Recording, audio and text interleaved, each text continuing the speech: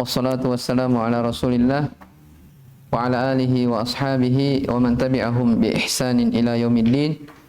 Amma ba'd. Kita masih di pembahasan al-khauf. Ya, telah berlalu bersama kita dari jenis-jenis ibadah adalah doa. Yang kedua yang disebutkan oleh Syekh rahimahullah taala dari jenis ibadah adalah al-khauf. Masih ingat apa definisi al-khauf? Baik, kekhawatiran di masa yang akan mendatang. Terus? Baik, itu al-khauf.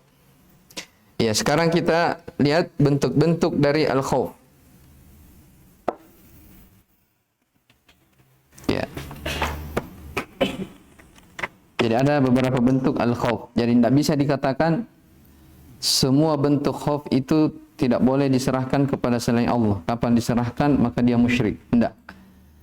Ya, di antara yang disebutkan oleh para ulama dari bentuk khauf, yang pertama ada namanya khauf tabi'i.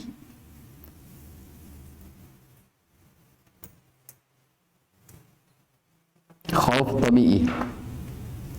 Seperti misalnya seseorang itu takut terhadap binatang buas, takut kepada ular, ya, takut terhadap wabah, virus dan semisalnya. Ini sifatnya apa? Khauf tabi'i. Dan ini tabiat, ya,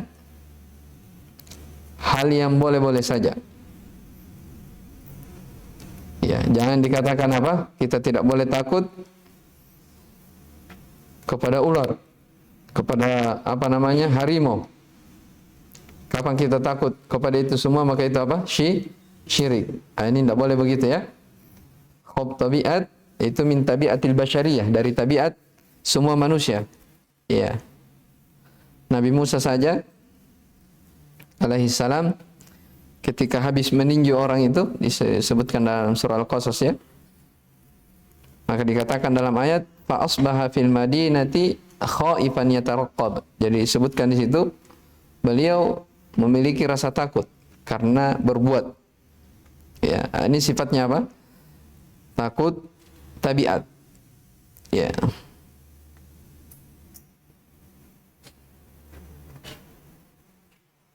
Khauf yang seperti ini seseorang tidak tercela, ya, kalau dia memilikinya. Baik, tidak ada celaan. Yang kedua dari jenis khauf ada namanya khaufus sir. Rasa takut yang sir, rahasia. Seperti ini disebutkan contohnya supaya antum paham. Seperti seorang takut kepada selain Allah. Misalnya dia takut kepada penghuni kubur. Misalnya ada orang meninggal, ya, takut kepada penghuni kubur, atau takut kepada wali-wali, ya, yang jauh darinya.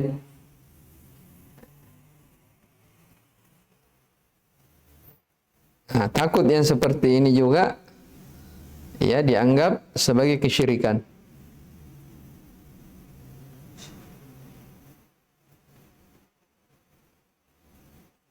Kenapa dikatakan sebagai kesyirikan? Karena dia takut kepada, misalnya takut kepada sesuatu yang tidak bisa memberi manfaat kepadanya dan tidak pula tidak bisa mendatangkan mudarat baginya. Ya. Kemudian yang ketiga dari jenis takut adalah khauful ibadah. Takut yang sifatnya ibadah. Nah, ini yang semata-mata milik Allah Subhanahu wa taala. Kapan diserahkan kepada selain Allah Subhanahu wa taala, maka ini pasti disebut dengan kesyirikan. Ya. Kemudian yang ketiga, yang keberapa?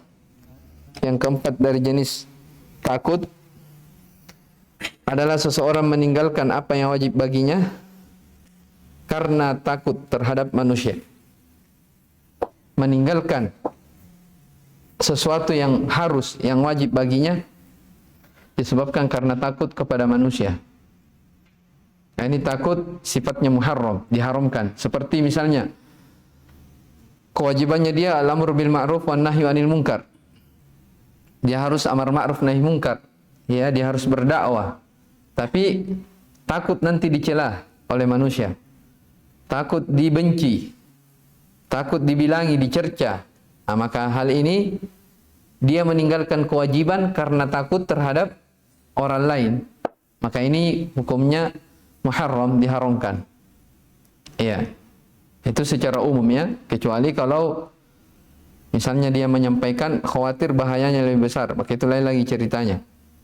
Jadi itu 4 takut yang disebutkan oleh para ulama.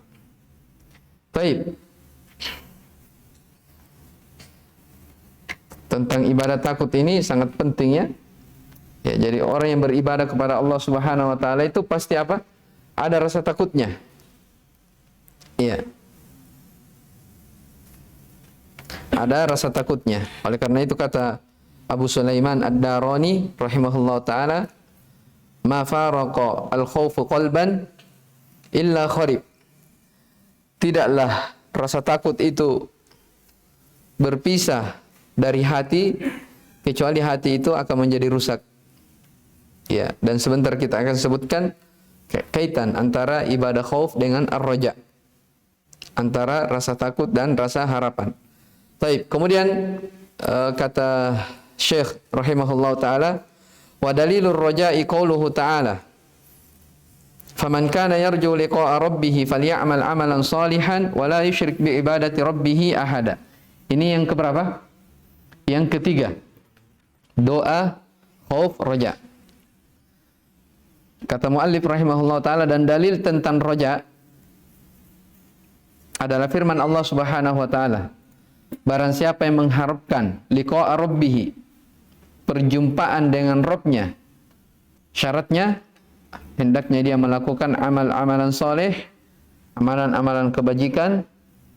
Yang pertama. Yang kedua, wala yusyrik bi ibadati rabbih ahada, dan jangan dia mempersekutukan dalam ibadah kepada Rabb-nya siapapun juga. Iya.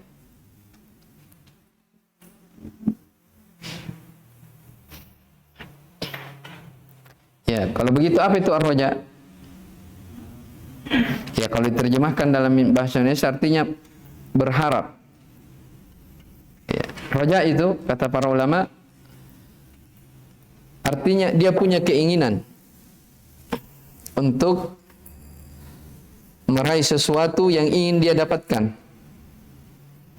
Punya keinginan untuk meraih sesuatu yang dia harapkan. Nah, itu ya, itu namanya raja.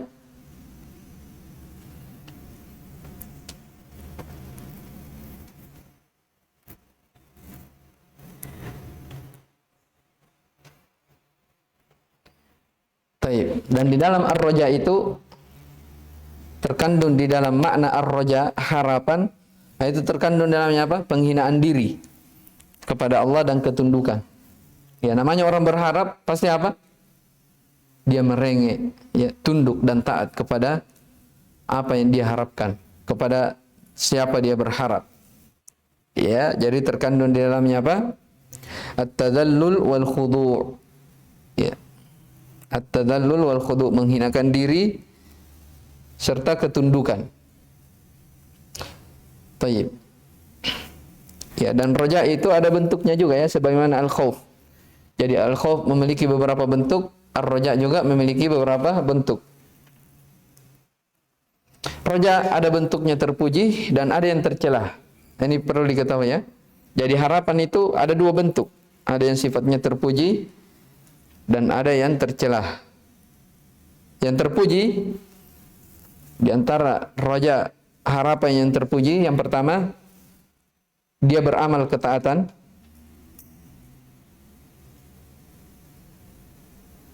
Dia beramal ketaatan sesuai dengan petunjuk.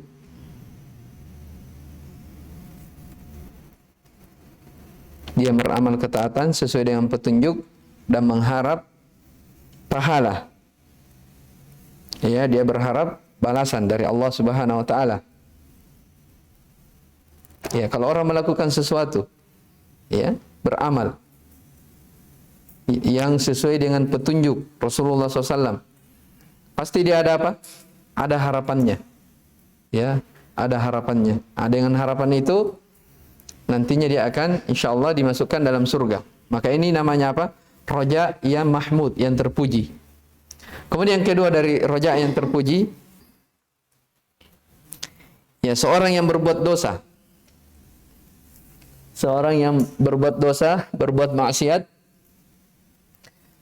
lalu dia bertobat dari dosanya.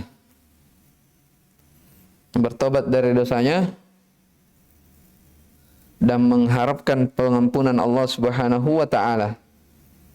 Mengharapkan dia bertobat dari orang yang berdosa, bertobat dari dosanya, bertobat kepada Allah dari dosanya dan mengharapkan apa?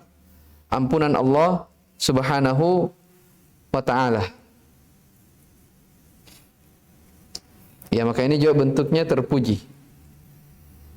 Baik. Yang ketiga ini sifatnya tercelah, ya.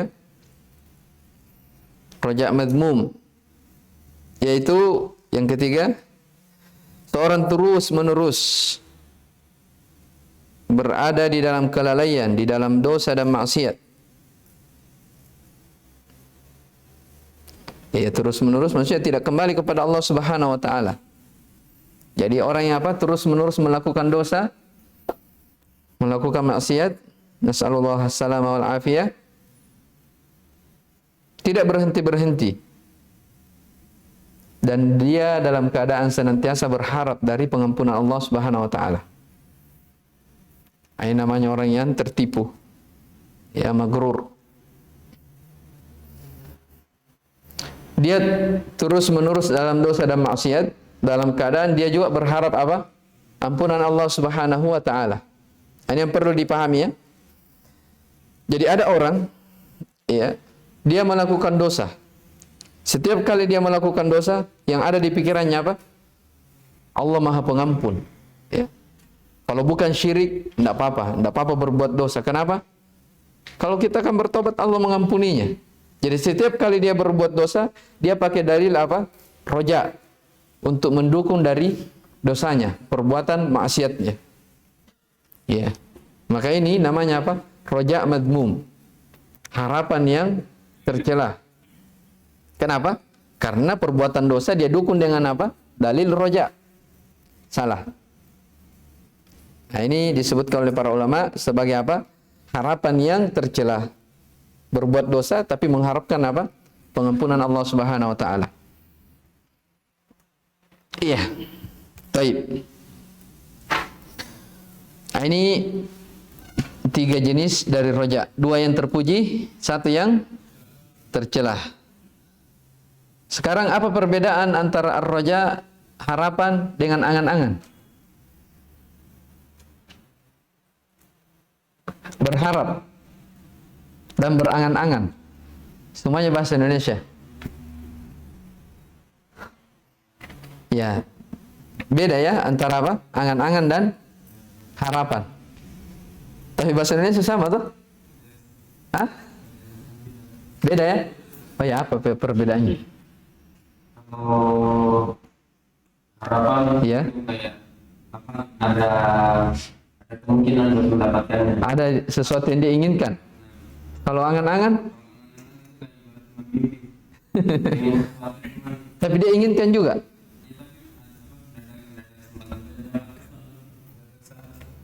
Hah? Ya, itu bedanya. Jadi kalau harapan, dia mengharapkan sesuatu, dibarengi dengan apa? Usaha, mujahadah, kesungguhan untuk mendapatkannya. Kalau angan-angan, tidak. Dia sekedar berangan-angan tanpa dibarengi dengan usaha. Jelas ini ya? Baik. Itu tambahan saja ya, faedah. Baik. Jadi di dalam di dalam ibadah itu, ibadah hati disebutkan oleh para ulama ya, 3 hal al-mahabba war raja wal khauf, cinta, rasa cinta, rasa harapan dan rasa takut, ini disebutkan oleh para ulama apa? Sebagai muharrikatul qulub. Sesuatu yang menggerakkan hati dalam beribadah. Ya. Jadi orang yang tidak punya tiga hal ini, itu hati-hati, ya. Hati-hati ya. Jadi harus terkumpul padanya apa? Tiga, mahabbah, rasa cinta, al-khauf, rasa takut, dan ar-raja, rasa harapan. Ya, bahkan sebagai ulama mengibaratkan ya, antara tiga hal ini, mahabbah itu rasa cinta itu bagaikan burung. Bagaikan apa? Burung. Jadi badang dari burung itu, ya, anggota tubuhnya itu mahabbah, kecintaan. Dua sayapnya apa? Khauf dan roja. Jadi harus seimbang antara khauf dan roja. Kapan salah satu dari keduanya tidak ada, maka bagikan burung yang hilang apa? Satu dari sayapnya. Ya, tidak sempurna dalam terbangnya. Iya.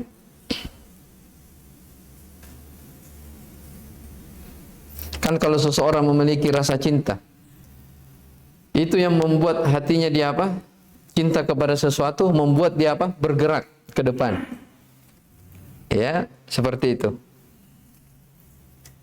Terus kalau rasa takut, ya, ini yang membawa dia untuk apa? Khawatir. Menghardik dirinya, jangan sampai dia apa? Tergelincir. Jangan sampai dia jatuh dalam dosa dan maksiat. Ya, dan roja ini yang akan membawa dia kepada dia berusaha, berupaya, ya. Makanya kan ibadah kemarin kita sebutkan apa? At-tadallul wal khudu'. Merendah diri. Ya. Nah, itu terkandung dalamnya rasa takut. Ya, kata Ibnu Qayyim rahimahullah taala, quwwatur raja'i ala hasabi quwwati ma'rifatihi lillahi ta'ala wa asma'ihi wa sifatihi. Kekuatan roja itu, kekuatan harapan itu sesuai dengan kekuatan pengetahuan seseorang kepada Allah Subhanahu wa taala. Semakin seorang hamba mengenal Allah Subhanahu wa taala, maka akan semakin kuat pula harapannya kepada Allah Subhanahu wa taala. Apalagi kalau dia mempelajari dari nama-nama dan sifat Allah Subhanahu wa taala. Ya, jadi itu merupakan keharusan ya, yang harus dimiliki bagi setiap hamba. Dan ini semuanya adalah amalan-amalan hati. Iya.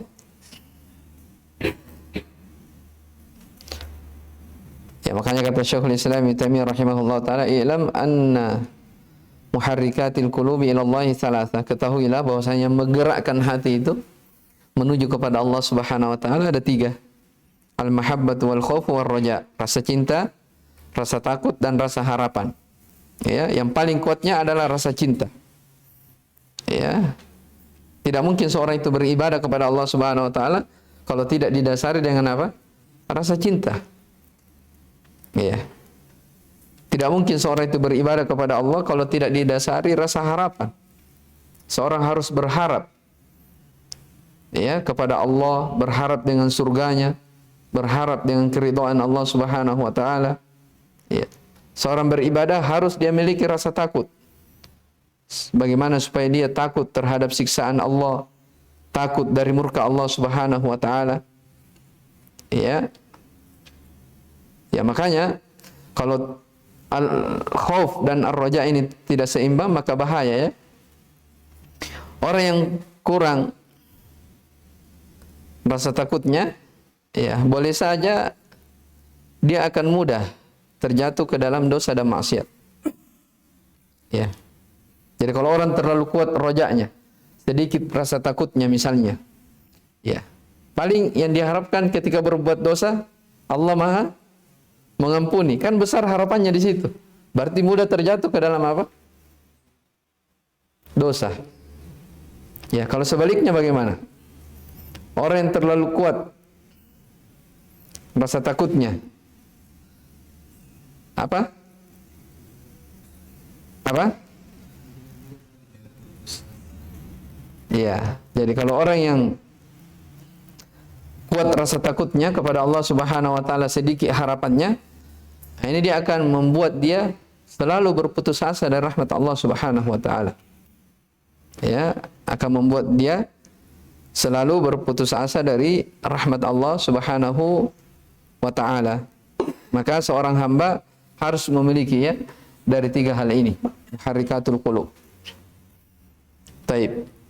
Dan tentang masalah ini, masalah ibadah-ibadah hati, itu Imam Ibnu Qayyim punya banyak kalam tentang hal ini, ya. Taib. Kemudian berikutnya dari yang disebutkan oleh Syekh rahimahullah taala, apa setelahnya? Tawakal, ya. Taib. Kata beliau rahimahullah taala, wa dalilut tawakkuli qauluhu ta'ala wa 'alallahi fatawakkalu in kuntum mu'minin. Tunggu dulu sebelumnya. Tadi disebutkan tentang apa? Roja. Dari sisi mana dikatakan di situ ibadah? Mana sisi pendalilan kalau ar-roja di situ dalam ayat itu dikatakan ibadah? Siapa yang bisa jawab?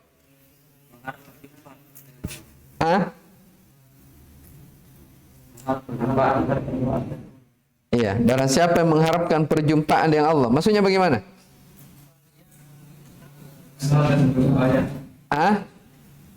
Di mana sisi pendalilan kalau ayat itu menunjukkan bahwasanya roja itu adalah ibadah?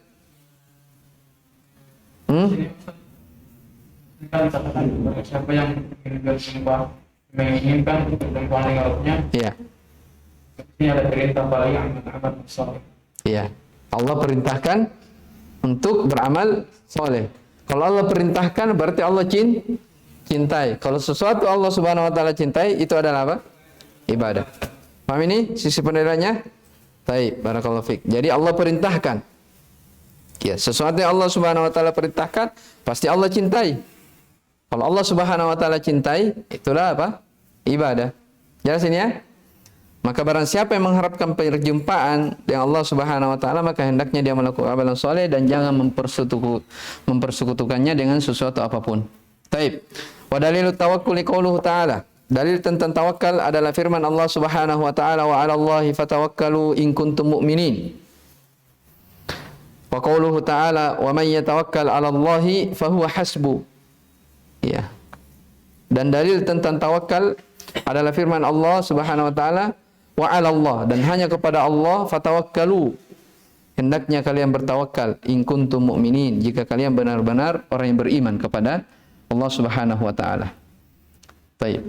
Di ayat yang lain dikatakan barang siapa yang bertawakal kepada Allah, Allah Subhanahu wa taala akan hasbuhu, mencukupinya. Ini jaminan dari Allah Subhanahu wa taala. Di ayat yang lain dikatakan yaj'al lahu makhraja, akan diberi jalan keluar untuknya. Wa yarzuqhu min haitsu la yahtasib, dan dia akan diberi rezeki dari arah yang dia tidak sangka-sangka. Taib. Tawakal itu artinya apa? Sidqul i'timadi 'ala Allahi wa izhari al-'ajz. Saya ulang. Sidqul i'timadi 'ala Allah, sidqul i'timadi 'ala Allah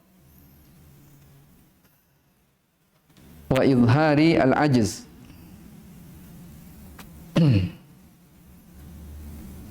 Tawakal itu sidik, ketulusan di dalam menyerahkan urusan kepada Allah Subhanahu wa taala. Ya. Sekarang ketulusan di dalam menyerahkan urusan kepada Allah Subhanahu wa taala, wa izhari al-'ajz, dan menampakkan kelemahannya. Itu namanya orang yang bertawakal. Ini pahami ya. Jadi kalau dikatakan kita harus bertawakal kepada Allah Subhanahu wa taala, artinya apa? Kita tulus ya menyerahkan semua urusan kita kepada Allah Subhanahu wa taala, dan kita harus menampakkan di hadapan Allah dari kelemahan kita. Iya, dari kelemahan kita. Taib. Jadi kalau begitu hakikat dari tawakal itu ada 3 ya. Yang pertama, hakikat dari tawakal ada 3.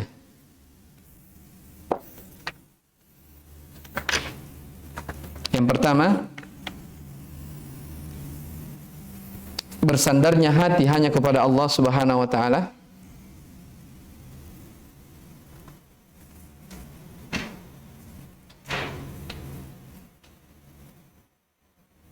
Yang kedua, mengambil sebab. Yang kedua, mengambil sebab. Yang ketiga, tidak melihat kepada sebab setelah dia mendapatkan apa yang ia inginkan. Tidak bersandar kepada sebab setelah ia mendapatkan apa yang dia inginkan.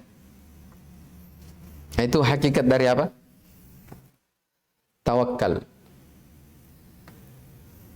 Siapa yang bisa ulang? Pertama, bersandarnya hati hanya kepada Allah Subhanahu wa taala. Itu hakikat tawakal yang pertama. Jadi seorang yang bertawakal, dia harus menyandarkan hatinya hanya kepada Allah Subhanahu wa taala. Yang kedua, harus menempuh sebab. Jangan bilang saya bertawakal kepada Allah. Ya, saya titip keluargaku, tawakal kepada Allah, baru keluar belajar. Tidak. Harus apa? Menempuh sebab juga harus berusaha. Ya. Kita harus duduk di masjid, tawakal ala Allah, tidak usah cari makan. Ini tawakal yang apa? Tawakal yang rusak, salah.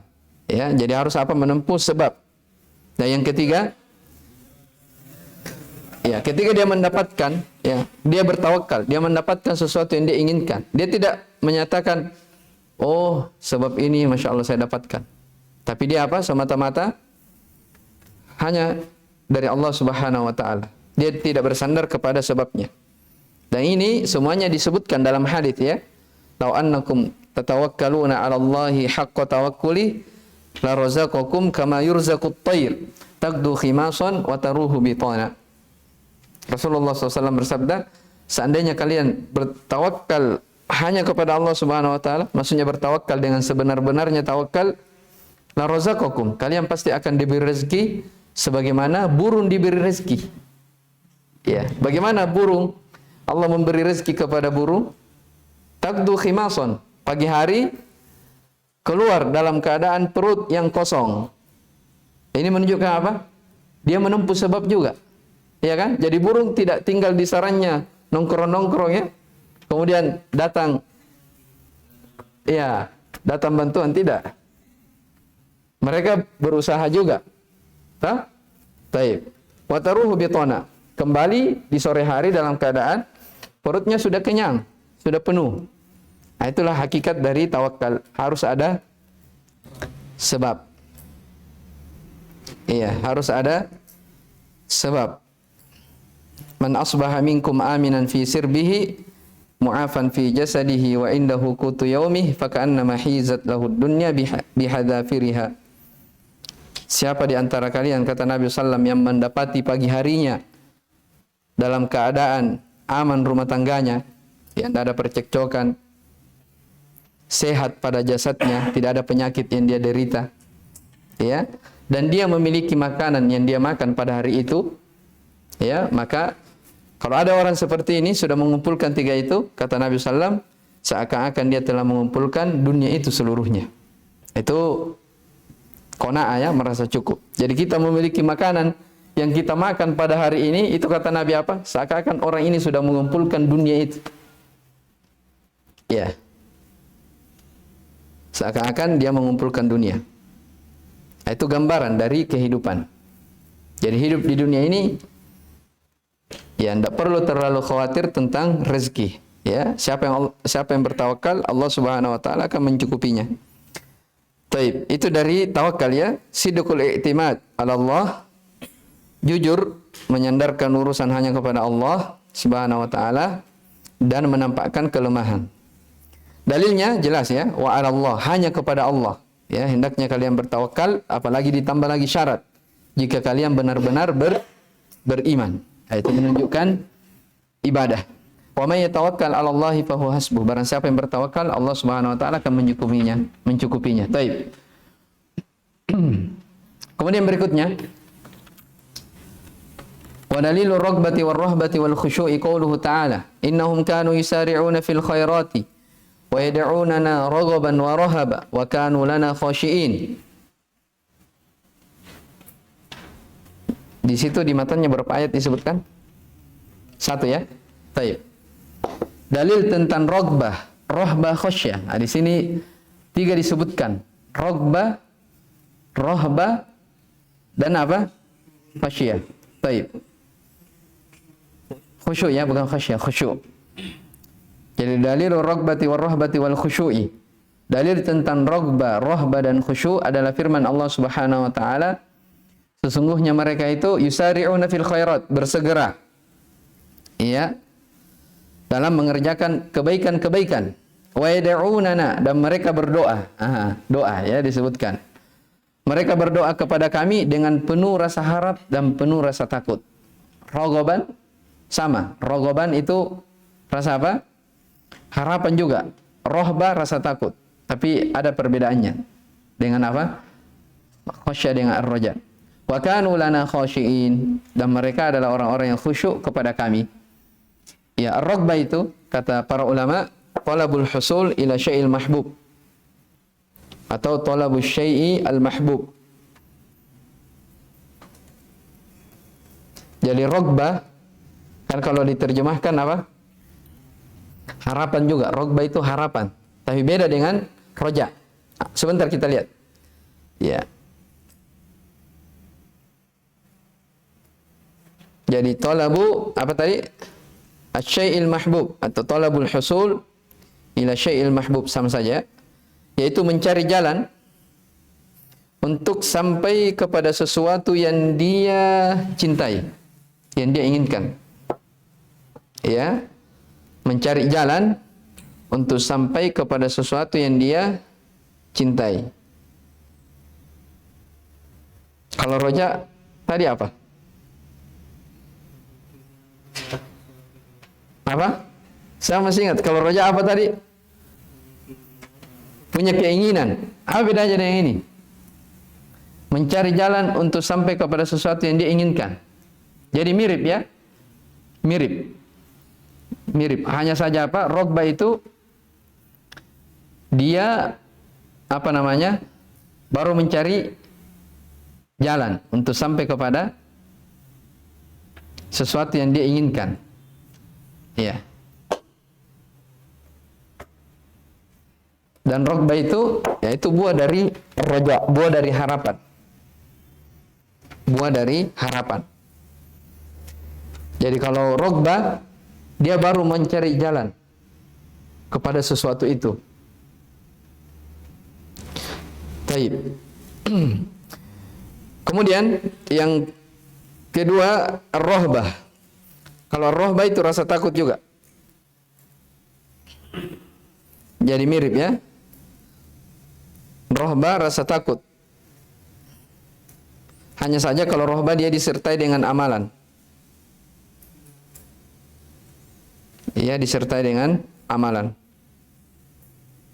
Ya, kalau diterjemahkan dalam bahasa Indonesia, ya dia rasa takut juga. Tapi kalau rohbah dia disertai dengan amalan.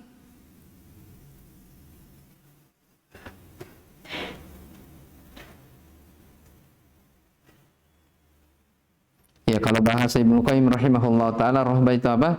Al-im'an fil harbi minal makruh. Im'an artinya dia memperhatikan bagaimana dia lari dari apa yang dia khawatirkan. Jadi dia berlari dari sesuatu yang dia khawatirkan. Ini semua dari bentuk-bentuk ibadah hati ya. Kemudian khusyuk. Kalau khusyuk bahasa Indonesia ya. Khusyuk itu artinya merendahkan diri kepada keagungan Allah Subhanahu wa taala. Adzullu min 'azamatillahi tabaraka taala, merendahkan diri kepada keagungan dan kebesaran Allah Subhanahu wa taala. Baik. 3 hal ini disebutkan dalam satu ayat. Jadi setelah Allah Subhanahu wa taala menyebutkan di surah Al-Anbiya ya tentang kisah para nabi dan rasul, dikatakan di situ innahum kanu yusari'una fil khairat. Mereka itu orang-orang yang bersegera dalam kebaikan.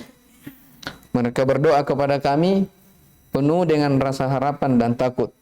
Kemudian wa kanu lana khashiin, dan mereka terhadap kami khashiin, betul-betul khusyuk. Betul-betul khusyuk. Taib. Wa dalilul khasyati qauluhu ta'ala fala takhshawhum wakhshawni. Dalil khasyah adalah firman Allah Subhanahu wa taala, fala takhshawhum, janganlah kalian takut kepada mereka. Wakhshawni, takutlah kepadaku. Iya. Nah, ini khasyah. Kalau tadi khusyuk. Iya. Khasyah itu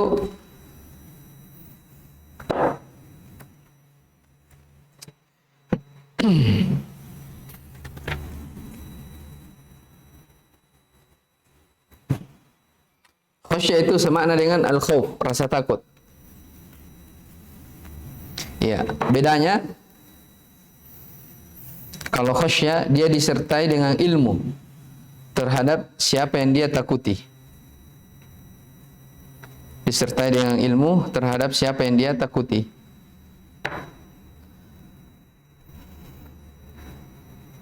Jadi khasyah sama dengan apa?